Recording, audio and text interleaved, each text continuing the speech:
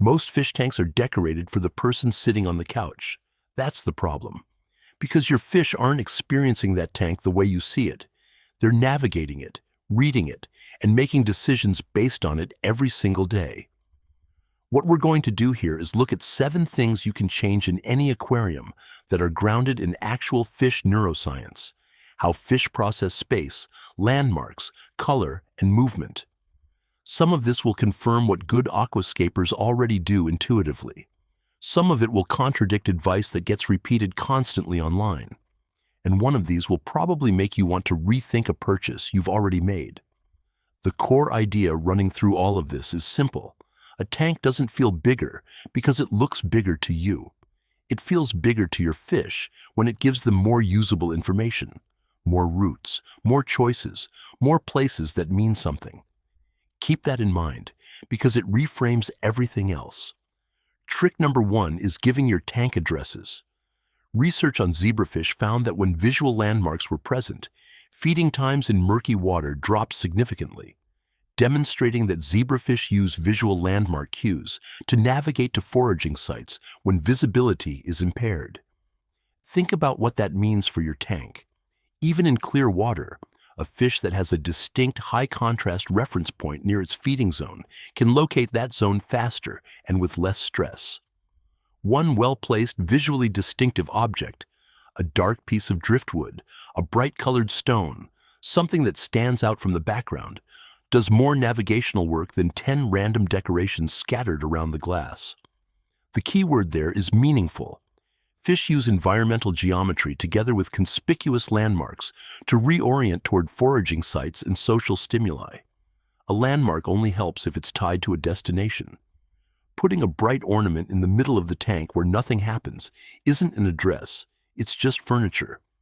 Place your standout object near the feeding spot, near the entrance to a shelter, near the corner your fish naturally gravitates toward. That's when it starts working as a spatial cue. Trick number 2, break the one-room effect. A rectangular glass box is, by default, one featureless room. Your fish experience it as a single undifferentiated space, which is cognitively the equivalent of an empty parking lot. The fix is to create zones, a dense sheltered back third, an open transit lane in the middle, a clear feeding area near the front. Plant clusters, wood, and rock formations can divide one glass rectangle into what the fish experiences as genuinely distinct places. A refuge, a corridor, a lookout, a feeding site. This isn't just about making the tank look natural, it's about giving your fish a map. When every square inch looks the same, there's nothing to navigate by. When the back corner feels different from the front corner, the fish has somewhere to go and a reason to go there. That behavioral flexibility, choosing between zones, is exactly what enrichment research links to healthier cognition in fish. But here's the important qualifier. Don't build a maze. Complexity works when fish can choose routes and shelter. It stops working when every centimeter is blocked. The goal is decision points, not obstacles. A clear lane beside a planted wall is more useful than a tank stuffed so densely that the fish has nowhere to swim freely. Trick number 3 is what you do with your background. And this one is more nuanced than most advice suggests. Coho salmon may be 4 times less aggressive in tanks with darker backgrounds than in tanks with light backgrounds, according to a 2016 study published in PLoS ONE. Preference strength increased with background darkness, and having darker backgrounds in the environment resulted in less aggressive behavior throughout the tank. That's a real effect, and it's significant enough that it should influence your setup. But dark is always better is not the takeaway. The coho salmon study tells us about one species. Line seahorses, for example, show the opposite pattern. They prefer white and blue backgrounds and actively avoid black and red ones. So the rule isn't paint everything black. The rule is that background color is a welfare decision, and it needs to be species-specific. Fish are known to be sensitive to light, and the colors of fish environments can affect their growth, survival, aggression, and reproduction. What the salmon research actually reveals is that the issue may be less about color specifically and more about visual exposure. A bright light background makes every fish in the tank maximally visible at all times. There's no cover, no shadow, no sense of shelter. That's stressful for species that naturally seek shade. A darker background, or at minimum some dark zones within the tank, gives fish a sense of visual cover, even when they're in open water. For many species, that alone reduces tension. So if your fish are showing signs of stress or aggression and you have a white or light blue background, that's a reasonable first thing to change. Just look up what your specific species prefers before you commit. Trick number 4 is about open water runways, and it connects directly to how fish brains process movement. Fish have a built-in response to broad visual flow. When the visual field around them moves in a consistent direction, they automatically orient and swim against it to hold their position.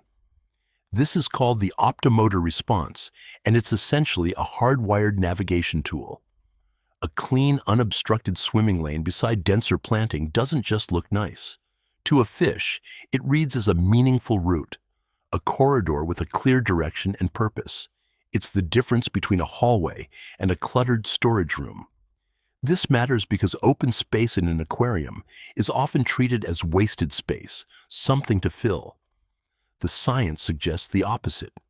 An open lane next to a textured zone creates a larger perceived landscape for the fish navigating it and, honestly, for you watching it. Trick number 5 is adding a voluntary current, and this one has some of the most direct evidence behind it. Learning rates revealed significant differences between enriched and impoverished fish, and on average, the total number of cells in the subjects from enriched environments was higher than those from impoverished ones, suggesting that environmental enrichment significantly influenced goldfish spatial learning and memory abilities. One of the components in that enrichment setup was a voluntary water stream, meaning the fish could choose to swim against the current or avoid it entirely. That word voluntary is doing a lot of work. A powerhead blasting the whole tank is not enrichment, it's just turbulence. What you want is a flow lane that fish can enter or exit. A gentle current along one side of the tank, with a calm refuge on the other side, gives your fish a genuine behavioral choice: exercise, hover in the flow, or rest in still water. That kind of choice-making is what keeps a brain active. And based on the goldfish research, it may literally keep that brain growing. Trick number 6 is about using verticality as a space multiplier, and it's probably the most underused tool in the hobby. Most aquarium setups are designed horizontally, rocks and wood spread across the substrate, plants filling the midground, maybe a tall stem or two at the back. But fish don't just move in 2 dimensions. Tall stems, suspended roots, floating plant roots hanging down from the surface, branches angled upward. These create distinct layers of the water column that fish can actually use. The bottom, the midwater, and the surface become 3 different neighborhoods instead of 1. This is especially useful in smaller tanks because it adds usable space without expanding the footprint. A 20-gallon with 3 distinct vertical layers is cognitively richer than a 40-gallon that's only decorated along the bottom. The fish has more places to be, more routes between those places, and more environmental variation to process. That's what enrichment actually means. Not more stuff, but more varied usable structure. Trick number 7 is the one that might save you some money. The 3D illusion background probably isn't fooling your fish. There's a whole category of aquarium products built around the idea that a printed backdrop of a deep canyon or a vast underwater cave will make your fish perceive infinite space. The claim is that the fish will be tricked into seeing depth that isn't there. The research doesn't support this. Sensory information is fundamental for navigation, and visual motion and landmarks allow animals to tether their location and orientation to their environment. But static printed images don't provide either of those things. A 2026 review of fish depth perception found there is still no direct evidence that teleost fish use motion parallax as a depth cue, which means the entire premise of 3D decals create the illusion of infinite space, goes beyond what the science actually shows.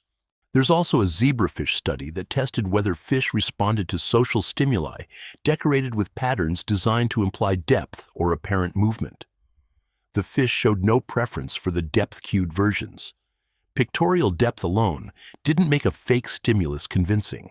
So, a printed canyon on the back of your tank is probably doing more for you than for the fish.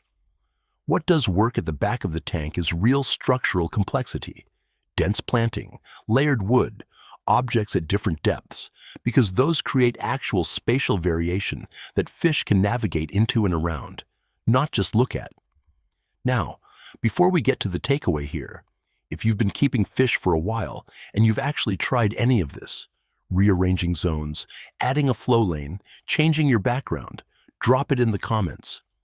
There's genuinely useful knowledge in this community that doesn't show up in research papers, and I'd love to see what's worked for your specific setup. And if you want to go deeper on fish behavior and tank design, there's another video on this channel about how fish actually use color vision that connects directly to a lot of what we just covered. Worth watching after this. So here's where we land. The 7 things are: 1 dominant landmark tied to a destination, distinct zones that break the one-room effect, a species-appropriate background color with dark cover available, an open swimming lane, a voluntary current with a calm refuge beside it, vertical layering to multiply usable space, and skipping the 3D backdrop gimmick in favor of real structural depth. Environmental enrichment significantly influences fish spatial learning and memory abilities, and that's the real frame for all of this. A bigger feeling aquarium isn't one with fewer objects. It's one where every object gives the fish another choice: where to hide, where to travel, where to feed, and what to investigate. Design it for the fish's navigation, and you'll end up with a tank that looks better from the couch too.